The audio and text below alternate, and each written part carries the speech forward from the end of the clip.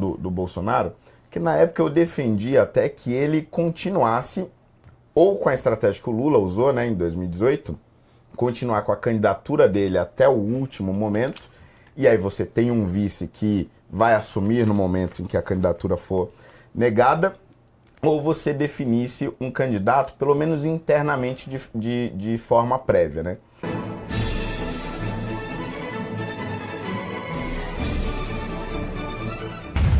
Para quem está na televisão, aguarda um instantinho, a gente já volta.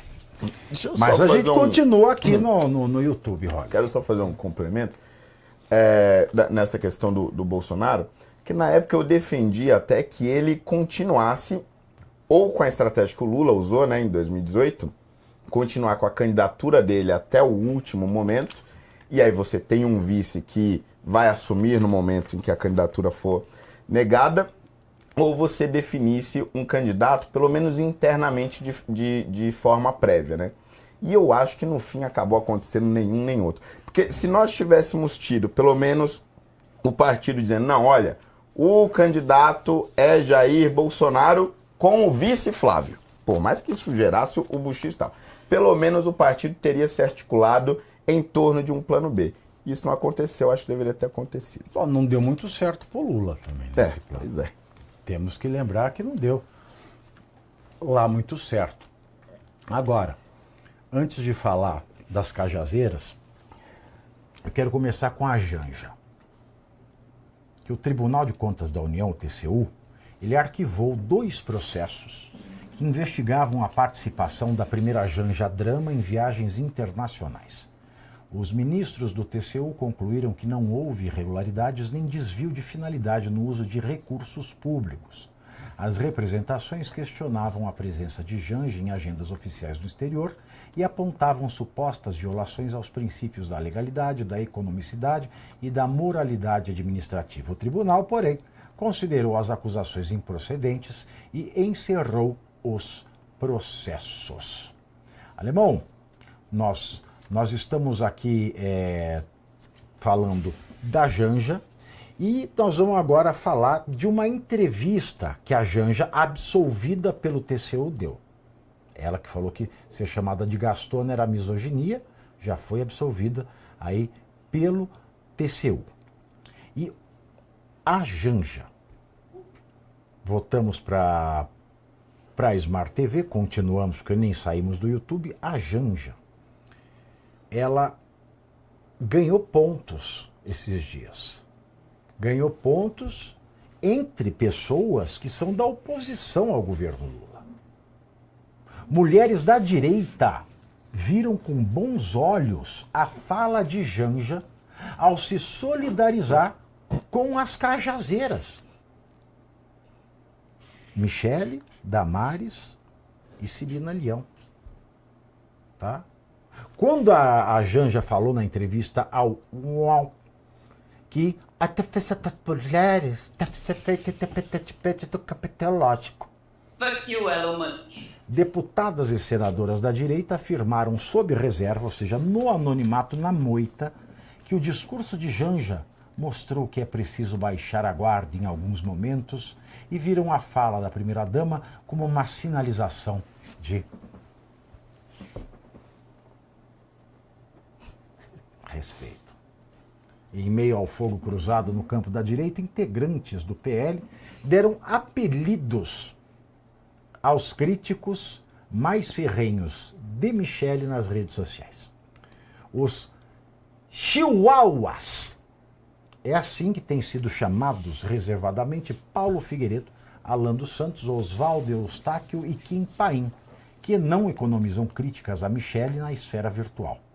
O apelido se deve às características da raça do cão oriunda do México. Os chihuahuas são pequenos e têm o corpo compacto, mas são agitados e latem demais. Um integrante do PL disse a Malu Gaspar de O Globo que eles são barulhentos, tiram você do sério, mas são pequenos em estatura e só servem para encher o saco. É uma tropa canina, um pelotão de chihuahuas. É isso aí, olha. Aí vocês vêm querer que a imprensa não faça crítica? Ah, vocês vão lamber sabão, Eduardo. Palhaçada isso aí, Pavinato. Até esse apelido ridículo aí, patético, né? Beira colegial. Ai, né? Ai, meu Deus, né? Ai, os chihuahuas são pequenos, não me afetam, né? Ai, eu não estou ao meu nível. Sempre esse papo furado aí, essa baboseira, né? É ridículo, ridículo. Desses criticados, temos 2 exilados políticos, tá? 2 exilados políticos. Então fica muito claro, um reconhecido formalmente pela Espanha, o outro, o caso do jornalista Oswaldo Eustáquio, o outro, o Alan dos Santos, nos Estados Unidos. Eles estão errados? Eles estão errados? Especialmente o Alan dos Santos está errado na crítica dele? É óbvio que não. É óbvio que não. E vide aí a reação, né? Não, é um sinal de abaixar a guarda. Vai plantar batata. Né? Ninguém cai nessa palhaçada, esse teatrinho, né, vergonhoso. É por isso que eu sempre insisto aqui também que não existe essa coisa, né? Isso não é agenda de direita. Ai, não, que tem que ter uma mulher como vice. Não interessa, interessa é o mérito, os princípios da individualidade que a direita defende, o direito da individualidade, a liberdade e obviamente está relacionado ao mérito. Giorgia Meloni faz um bom trabalho na Itália, ela é mulher, não interessa se é mulher ou homem, este é o ponto central. Tudo bem, eu entendo as alianças, as coligações partidárias, mas o ponto central, isso não é do interesse da direita, não é agenda de direita. E aí nós vemos aí as cajazeiras, igual comenta o Pavinato. As cajazeiras, porque você para e pensa bem. A Michelle fica chamando esse povo de chihuahua. Enquanto chama, a Michelle está aí no meio. A Damares atrás dela e a Celina Leão na frente. Ela chama o povo de chihuahua e o Alexandre de Moraes ela chama de irmão em Cristo. Pode? Não, responda você aí de casa. Tem gente que fala assim, não fala mal. Eu não brigo com notícia. O Augusto Nunes fala isso, eu acho bonito. Eu não brigo com a notícia. Eu não brigo com o fato. Aconteceu, é isso aí. Ela chama o pessoal. Tudo bem, pode ter fidelidade canina, pode ter irracionalidade na militância do Alan dos Santos, do Eduardo, do Kim Paim. Pode ter fidelidade canina? Pode. Mas a fidelidade canina ao marido dela. Não é o inimigo dela. Não é o ex-marido dela que está brigando pela guarda das crianças. É o homem que ela chama de meu galego. E que ela ainda não decidiu se ela quer cuidar ou se ela quer sair candidata a senadora. Então ela chama esse pessoal, que por mais criticável que seja a militância deles, enquanto ela os chama de chihuahua, ela chama o maior demônio que já pisou nessa terra de irmão em Cristo. Não dá, não é inconciliável isso aí. Não, totalmente, Pavinato. Para concluir, aí vem com esse papo agora aí, não, né, temos a sensibilidade, né, de entender que ela sinalizou para baixar a guarda. Pelo amor de Deus, sinceramente, eu não tenho, eu não tenho saco para isso, aproveitar uma licença poética Pavinato, eu não tenho saco para isso, sinceramente, porque isso é mais um teatrinho de nível colegial, até com esses apelidos que eu já comecei aí no começo do meu comentário, Pavinato. Bom, você quer falar alguma coisa de alguma raça de cães? Eu quero. Eu quero dizer o seguinte, 2 pontos, né? O primeiro é que eu sempre tenho ressalvas... Você também pode falar de a primeira candidatura que já foi oficializada, se você quiser. Qual? Tá?